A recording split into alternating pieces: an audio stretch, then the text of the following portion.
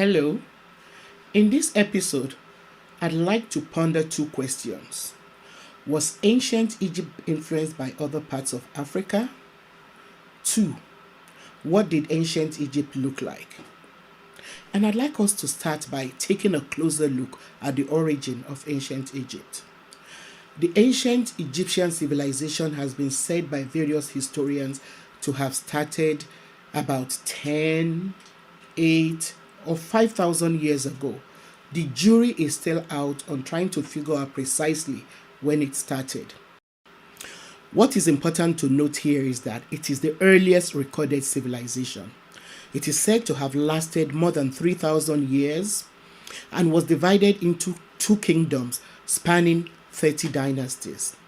It is believed to be the oldest of all civilizations.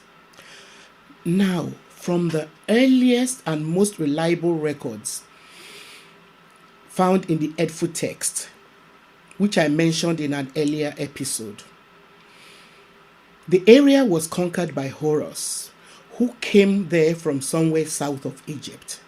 As I stressed in that episode, the Edfu text was carved in stone.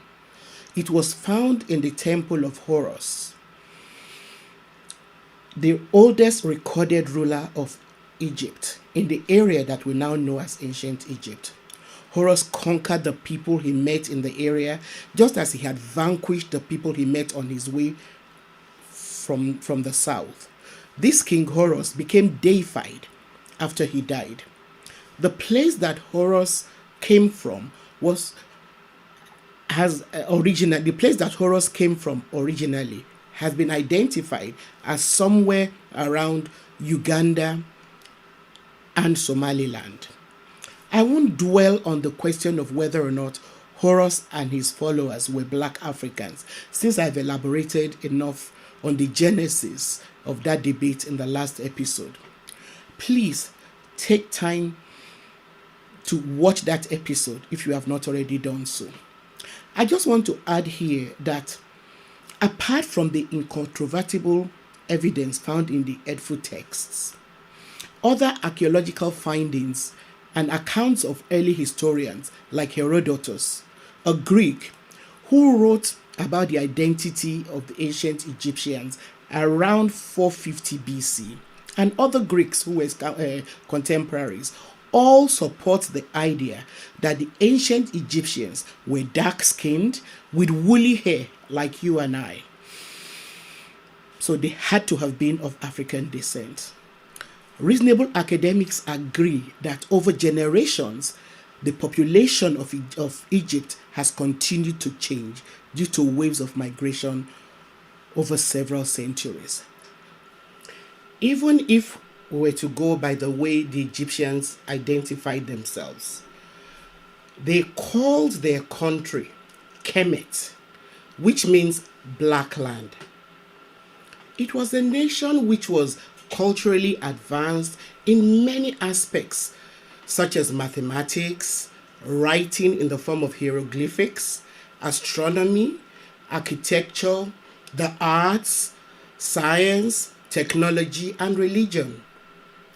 Now, in describing the pyramids as he saw them, Herodotus writes that they were built out of polished stones, and he believed that the stones were raised by machines made out of wooden planks. The level of sophisticated calculations that must have gone into the construction of the Sphinx, as well as the Great Pyramids, continues to astound modern mathematicians, scientists, and astronomers. It is believed that the pyramids were positioned to reflect the rays of the sun in exact proportions to the equinoxes and the solstices, and that these were tied to agricultural events such as the time to plant or harvest. In the area of writing, the ancient Egyptians developed hieroglyphics, which were a combination of images, syllables, and alphabets comprising of about 1,000 characters. The cursive version of the hieroglyphics was used to write religious inscriptions by priests. They used it to write on papyrus, the very first kind of paper that that were used to write. Papyrus was made from a plant which grew only around Egypt. So the priests used hieroglyphics to write on papyrus and wood. These priests were also the chroniclers and keepers of records. They were also healers of the sick, embalmers when people died, and they were sculptors, musicians, lawyers, lawmakers, and teachers. As such, they controlled not only the religious but also the intellectual life of ancient Egypt. Now, at the height of ancient Egypt's glory, in cities like Thebes, there were magnificent mansions built by the wealthy, some of which had as many as 50 rooms. Their mansions were decorated with elaborate paintings, expensive furniture, and sculptures made from bronze, ebony, and ivory, which must have come from the African continent. This is also another proof of the interconnectivity between Egypt and the African interior. Cities in ancient Egypt had well laid out avenues lined with trees. The magnitude of the pyramids has led some historians to suggest that the only way that they could have been built was through slave labor. As such, they concluded that slavery must have been widespread in Egypt. However, other historians who have studied the period, like Flinders Petrie, challenge this theory. Flinders Petrie's position is that what was in place in Egypt was a system of serfage, and that this made slavery unnecessary. I believe that what he means by serfage is similar to a system which obtained in most parts of Africa until modern times. Let me illustrate.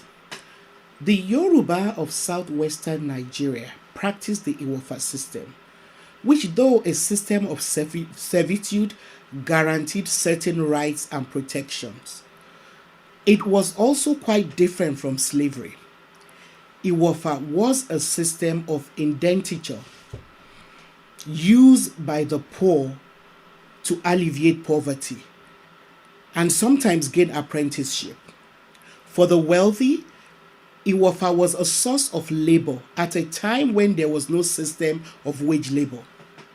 It was often contractual, and it did not prevent those who served as Iwofa from rising to any level of power.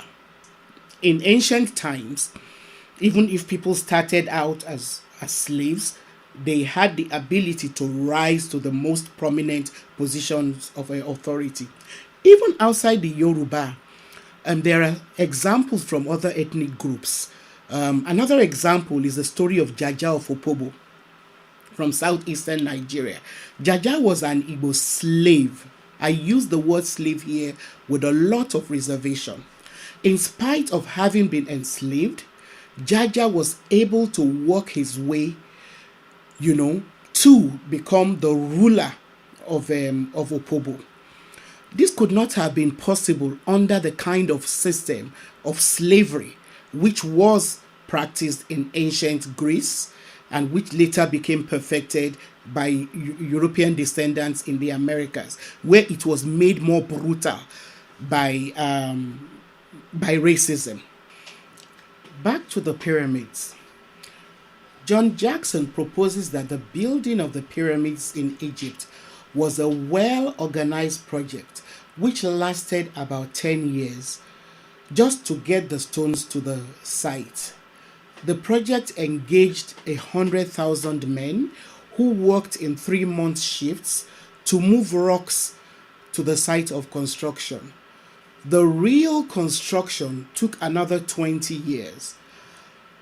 Relying on information supplied by Herodotus, who is considered as the father of history, Flinders Petrie also concludes that with the kind of organization that was in place, the builders of the pyramids were very well organized and managed the project so well that all they needed to do was to conscript men twice in their lifetime to work for 3 months at a time, during which they earned a decent living and gained technical expertise. Although he does not does not actually mention women, I think it is safe to assume that some women would have been involved in this project as well, since we're talking about men being camped for about 3 months at a time, 100,000 men being camped at the building site for so many months at a time.